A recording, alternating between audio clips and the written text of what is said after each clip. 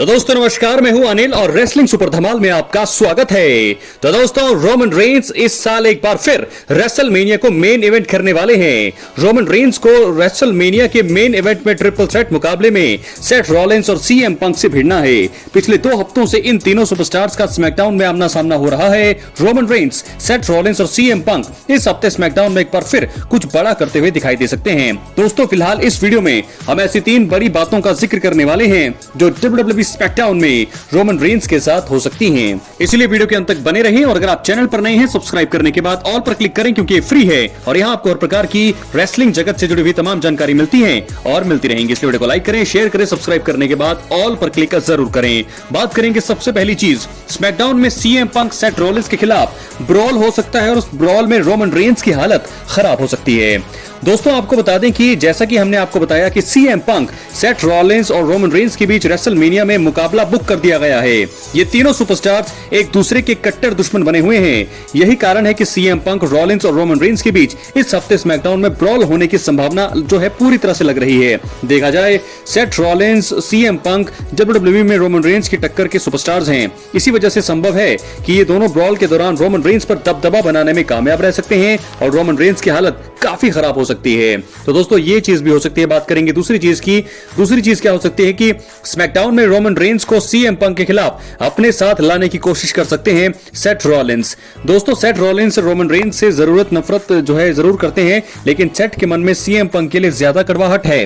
Rollins को SmackDown के आखिरी एपिसोड में सीएम पंक का रेसलमेनिया मेन इवेंटर बनने का सपना पूरे होते हुए देखना बिल्कुल भी पसंद नहीं आया था। और यही नहीं, सेथ रॉलिंस ने इस दौरान रोमन रेंस के साथ इतिहास का जिक्र करके अतीत में टीम के रूप में काम करने की बात उन्हें याद दिलाई थी।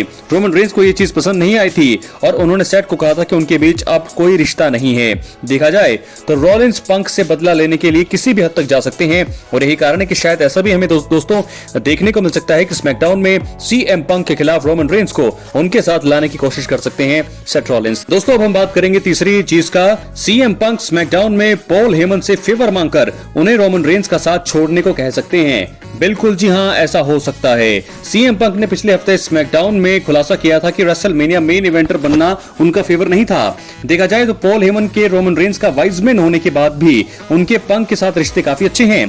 पॉल हेमन पिछले हफ्ते स्मैकडाउन में सीएम पंक के पहली बार रेसलमेनिया के मेन इवेंट में जगह बनाने पर काफी खुश दिखाई दिए थे। Best in the world. CM Punk भी शायद पॉल हेमन को उनके साथ आते हुए देखना चाहते हैं और यही कारण है कि सीएम पंक स्मैकडाउन में फेवर मांगकर पॉल हेमन को रोमन रेंस का साथ छोड़कर उनकी टीम ज्वाइन करने के लिए कह सकते हैं। देखा जाए तो ये रोमन रेंस के लिए बड़ा झटका होगा और देखना रोचक होगा कि वो इस चीज को लेकर क्या प्रतिक्रिया देते हैं। तो दोस्तों क्या चीज होने वाली है अपनी राय कमेंट बॉक्स में जरूर दें। ये चीज भी हो सकती है कि शायद रेसलमेनिया से पहले ही हमें स्मैकडाउन में कल पॉल हेमन और रोमन रेंस का रिश्ता पूरी तरह से टूटते हुए देखने को मिल सकता है। तो तीनों ही चीजें मैंने आपको बता दी है कि ब्रॉल अगर होगा पहली चीज तो उस ब्रॉल में रोमन रेंस की हालत खराब हो सकती है। दूसरी चीज सेथ रॉलिंस जरूर चाहेंगे कि रोमन रेंस उनका साथ देकर सीएम पंक पर ज्यादा से ज्यादा अटैक करें, उनकी हालत ज्यादा खराब करें। और तीसरी और आखिरी चीज, सीएम पंक मुझे लगता है कि शायद उसी टाइम जो है या उसके अलावा फेवर मांगकर जो है रोमन रेंस का साथ छोड़ने को कह सकते हैं सीएम पंक। इससे क्या होगा, स्टोरी और भी ज्यादा मजेदार होगी और धोखा जो है हम सोच रहे हैं कि रेसलमेनिया 41 में होगा, लेकिन वो धोखा हमें रेसलमेनिया 41 से पहले ही देखने को मिल सकता है। तो दोस्तों बहुत सारी चीजें हैं। पॉल हेमन और रोमन रेंस, सीएम पंक, ये ट्रायंगल जो इस समय हम देख रहे हैं ये बहुत ही ज्यादा रोचक होता हुआ अब दिखाई दे रहा है। स्मैकडाउन के इस हफ्ते में क्या ये चीज होगी या फिर स्मैकडाउन के अगले हफ्ते या फिर रेसलमेनिया में या रेसलमेनिया के बाद, कुछ भी बताना बहुत ही ज्यादा मुश्किल हो रहा है। लेकिन जब भी अब ये तीनों आमने सामने होते हैं तो यह डर जरूर बना रहता है कि अब कभी भी जो है या फिर रोमन रेंस पर अटैक होगा, क्या होगा। बहुत सारी चीजें हैं। सेथ रॉलिंस के साथ भी पॉल हेमन जा सकते हैं। तो ये स्टोरी कुल मिलाकर के देखी जाए तो अब और भी ज्यादा रोचक और रोमांचक हो गई है। तो दोस्तों 3 बड़ी चीजें जो स्मैकडाउन में रोमन रेंस के साथ हो सकती है, मैंने तीनों ही चीजों आपको बता दी है। क्या है आपकी राय अपनी राय कमेंट बॉक्स में जरूर दें। और अब हम बढ़ेंगे अपनी अगली स्टोरी की तरफ जो जुड़ी है WWE के नेटफ्लिक्स में मूव होने पर। आपको बता दें कि WWE का सारा जो भी प्रसारण था वो अब सोनी स्पोर्ट्स के साथ नहीं होगा। 1 अप्रैल से ये सारी चीजें अब खत्म हो चुकी हैं। 21-23 सालों का जो रिश्ता है इनके बीच में जो है पूरी तरह से अब खत्म हो चुका है। तो ऐसे में आपको बता दें कि WWE ने इस साल 6 जनवरी को अपने प्रोग्राम को नेटफ्लिक्स पर मूव करके नए एरा की शुरुआत की और ट्रिपल एच की देखरेख में यह बड़ा बदलाव किया गया। आपको बता दें, भारत में पिछले कुछ दशकों से सोनी स्पोर्ट्स नेटवर्क पर WWE का प्रसारण किया जा रहा था, लेकिन अब इस चीज का अंत हो चुका है। द गेम ट्रिपल एच ने हाल ही में भारतीय फैंस को लेकर किए गए बड़े बदलाव को लेकर चुप्पी तोड़ी है और उन्होंने अपने खास बयान से सभी का दिल जीता है। बता दें, अब से भारत में WWE के सभी शोज का प्रसारण केवल नेटफ्लिक्स पर ही किया जाएगा। भारत में साल 2002 से ही WWE का सोनी पर प्रसारण होता हुआ आया था। 23 सालों के बाद WWE और सोनी की इस पार्टनरशिप का अंत हो चुका है। बता दें, इस हफ्ते रॉ का एपिसोड सोनी पर प्रसारित किया जाने वाला आखिरी शो था और अब WWE को नेटफ्लिक्स इंडिया पर मूव कर दिया गया है। सोनी नेटवर्क ने पार्टनरशिप का अंत होने के बाद WWE यूनिवर्स को थैंक यू कहते हुए दिल छूने वाला संदेश दिया। जल्द ही ट्रिपल एच ने इस ट्वीट को नोटिस किया और उन्होंने चुप्पी तोड़ते हुए लिखा, भारत में सालों तक WWE का प्रसारण करने के लिए मैं हमारे पार्टनर सोनी लिव का शुक्रगुजार हूं। दोस्तों, फिलहाल ट्रिपल एच ने हाल ही में BBC को भी इंटरव्यू दिया और इस दौरान उनसे WWE क्रिएटिव में नेटफ्लिक्स के दखल के बारे में पूछा गया, तो वहां पर ट्रिपल एच ने साफ कर दिया कि नेटफ्लिक्स केवल डिस्ट्रीब्यूटर पार्टनर है और WWE के क्रिएटिव प्लान में किसी तरह के दखल नहीं देती है। उन्होंने आगे कहा कि कंपनी में मौजूद लोगों को ही बुकिंग से जुड़े फैसले लेने का अधिकार है। ट्रिपल एच ने कहा, वो लोग किसी तरह की राय नहीं देते हैं, हम सुपरस्टार्स बनाते हैं, हम स्टोरी लाइन तैयार करते हैं, हम सभी चीजें करते हैं और दुनिया देखती है।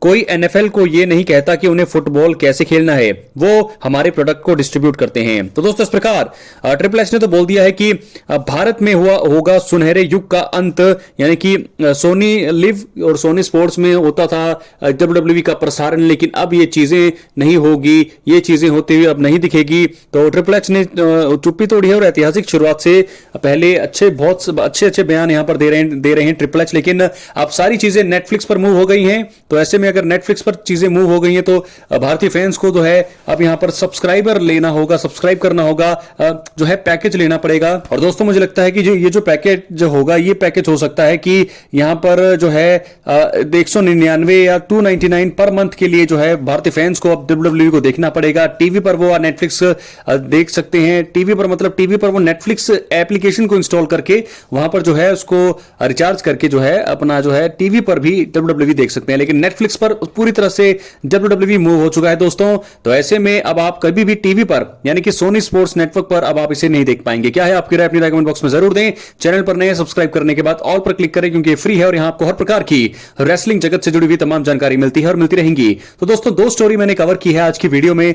सबसे पहली स्टोरी मैंने कवर यह की है कि यहां पर रोमन रेंस के साथ क्या हो सकता है आने वाले स्मैकडाउन में, और साथ के साथ अब नेटफ्लिक्स का जो है दौर शुरू हो चुका है।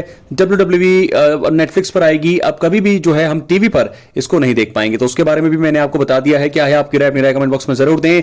रेसलमेनिया बहुत ही ज्यादा नजदीक है, चैनल पर एक्टिव रहे, सब्सक्राइब करके रखें, क्योंकि अब टीवी पर आप कुछ नहीं देख सकते। तो जो भी चीजें हैं आपको दोस्तों रेसलिंग सुपर धमाल यूट्यूब चैनल पर पल पल की अपडेट्स मिलती रहेंगी WWE से रिलेटेड। तो इसलिए एक्टिव रहें, चैनल पर सब्सक्राइब करने के बाद ऑल पर क्लिक करें, क्योंकि फ्री है और यहां पर प्रकार की रेसलिंग जगत से जुड़ी हुई तमाम जानकारी मिलती है।